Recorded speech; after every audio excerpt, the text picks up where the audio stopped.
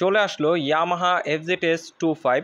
এটা কিন্তু FZ25 না, এটা হলো FZS25। এটা দেখতে পাচ্ছেন গোল্ডেন কালার রিম করা হয়েছে, পাশাপাশি পুরোপুরি ম্যাট ব্ল্যাক ফিনিশিং এ রাখা হয়েছে। কালারটা অনেক বেশি সুন্দর। সো চলেন আজকের ভিডিওতে এটা সম্পর্কে আমি আপনাদের সব ধরনের ডিটেলস ইনফরমেশন ধারণা দিই।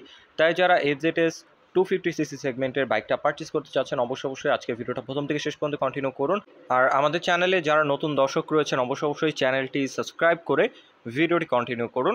ওকে, সর্বপ্রথম এই বাইকটা চাবিটা দিয়ে আমি অন করি। চাবিটা দেখতে পাচ্ছেন কি হোলটা এখানে রয়েছে। চাবিটা দেওয়ার সাথে সাথে এটার এলইডি ডিআরএলটা অন হয়ে যাবে। আর এটার ডিআরএল এর আলোটা একটু কমানো বাড়ানো যায়। আপনারা যখন ইঞ্জিনটা স্টার্ট করবেন তখন আলোটা একটু কমে থাকবে, আর যখন ইঞ্জিনটা অফ করে দিবেন তখন আলোটা বেড়ে যাবে।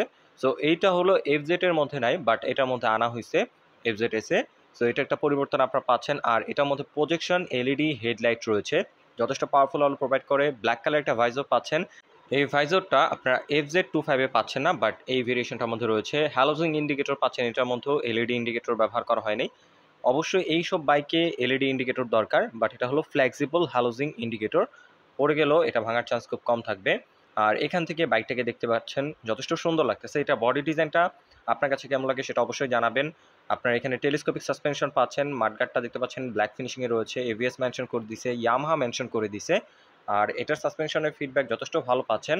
আর রিমের কালারটা এই কালার কম্বিনেশনের সাথে ম্যাচ করে আপনারা গোল্ডেন কালার পেয়ে যাচ্ছেন। ব্রেকিংয়ে সেম FZ25 এর মতোই রয়েছে, ডাবল চ্যানেল এভিএস, ফ্রন্টে ডিস্ক, রেয়ারে ডিস্ক, এবং এখানকার কিটটা দেখতে পাচ্ছেন যথেষ্ট সুন্দর। আমার কাছে এই বাইকটা সেরকম ভালো লাগে না, বাট এইটার যে ফুয়েল ট্যাঙ্কের এই কিটটা এটা আমার কাছে যথেষ্ট ভালো লাগে। আপনার কি মতামত অবশ্যই কমেন্ট করে জানিয়ে দিবেন।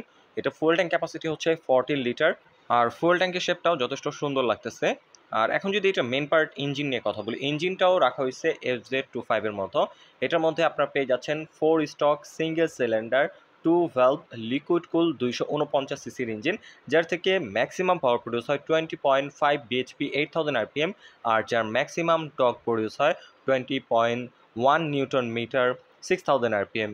এটার পাওয়ার আউটপুট নিয়ে সেরকম কোনো কিছু বলবো না। এই প্রাইস পয়েন্ট বাংলাদেশে এটার প্রাইস রাখা হয়েছে 4,35,000 টাকা।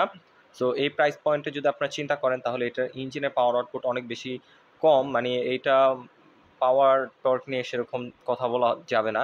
এটা পাওয়ার আউটপুট আমার কাছে একদমই ভালো লাগে না কাগজে কলমে। আর এটা হলো লিকুইড কুল, সো হোস পাইপ দুটো আপনারা দেখতে পাচ্ছেন। আর এটার ইঞ্জিনের স্মুথনেস ভালো, ইয়ামাহার ইঞ্জিনগুলোর স্মুথনেস ভালো হয়। আর ইঞ্জিন কাউল পেয়ে যাচ্ছেন, হোস পাইপ দুইটা এখানে দেখতে পাচ্ছেন।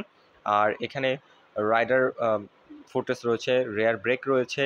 আর এই সাইডে মনোশক সাসপেনশন পাচ্ছেন, অ্যাডজাস্টেবল মনোশক। এটা হলো FZS ভার্সন 2-তে যে মনোশকটা সেমটাই রাখা হয়েছে। এবং রেয়ার ফুটরেস পেয়ে যাচ্ছেন এখানে অ্যালুমিনিয়ামের ফ্লেক্সিবল ফুটরেস পাচ্ছেন। ব্রেক অয়েল পেয়ে যাচ্ছেন এখানে। আর সাইডের এই কিটটা দেখতে পাচ্ছেন অনেক বেশি সুন্দর ডিজাইন করছে, ম্যাট ফিনিশিংয়ে রয়েছে, ম্যাট ব্ল্যাক ফিনিশিংয়ের। পার্সোনালি কালারটা আমার কাছে ভালো লাগছে। আর এটার সিটটা রাখা হয়েছে twin sport seat, speed seat রাখা হয়েছে। রাইডার এবং পিলিয়নের সিটটা মোটামুটি কমফোর্টেবল।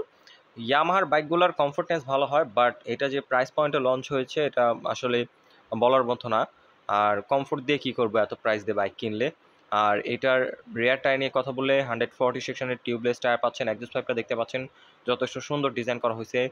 টেল প্রোফাইলটা এখানে আগে ব্রেকিং আপনারা পেয়ে যাচ্ছেন ডুয়েল চ্যানেল এবিএস। আর টেল প্রোফাইলটা যথেষ্ট সুন্দর, এখানে দেখতে পাচ্ছেন গ্রাবরিল রয়েছে। আর এখানে আপনারা এলইডি টেল লাইটটা পেয়ে যাচ্ছেন, খুব সুন্দর ডিজাইন একটা এলইডি টেল লাইট রয়েছে। আর হ্যালোজিং ইন্ডিকেটরটা পেয়ে যাচ্ছেন এখানে। অবশ্যই এখানে এলইডি ইন্ডিকেটর দেওয়া উচিত ছিল। এখানে আপনার লাইট পেয়ে যাচ্ছেন, রাতের বেলা নাম্বার প্লেটটা এই কারণে খুব সুন্দরভাবে দেখা যাবে। আর টায়ার হ্যাগার তো রয়েছেই। এই সাইড থেকে যদি দেখাই দেখতে পাচ্ছেন সারি গার্ড বা লেডিস ফুটরেস নাই। ওকে, এখন আমি এটার ককপিট ভিউ বা মিটার ভিউটা দেখাই। এটার মিটারটা খুবই বাজে একটা মিটার ব্যবহার করছে, খুবই ওল্ড ভার্সনের একটা মিটার এখানে ব্যবহার করছে। এটার মধ্যে সেরকম ইনফরমেশন দেখা যায় না বললেই চলে। মিটার নিয়ে আপনার কি মতামত অবশ্যই কমেন্ট করে জানিয়ে দিবেন। পাসিং সুইচটা এখানে আপনারা পেয়ে যাচ্ছেন, এবং এখানে যথেষ্ট পাওয়ারফুল আলো প্রোভাইড করে। এটার হেডলাইটের আলোটা যথেষ্ট পাওয়ারফুল, এটা বলতেই হবে। পজিশন এলইডি হেডলাইট এখানে ব্যবহার করা হয়েছে। আপনার রাতে রাইড করলে বুঝতে পারবেন। লাইট অন অফ করার সুইচ রয়েছে এখানে, এবং আপনার হাই বিম লো বিম রয়েছে। ইন্ডিকেটর পেয়ে যাচ্ছেন, এবং নিচে হর্নের সুইচটা পেয়ে যাচ্ছেন। আর এই সাইডে সেলফের সুইচ পাচ্ছেন, ইঞ্জিন অফ অন করার সুইচ পাচ্ছেন। আর মিটারটা দেখতে পাচ্ছেন আগের FZS ভার্সন 3 মতোই রয়েছে। মিটারটা খুবই বাজে একটা মিটার। এটার মধ্যে মোটামুটি MT-15 এর মিটারটা দিলেও মোটামুটি সবাই পছন্দ করতো।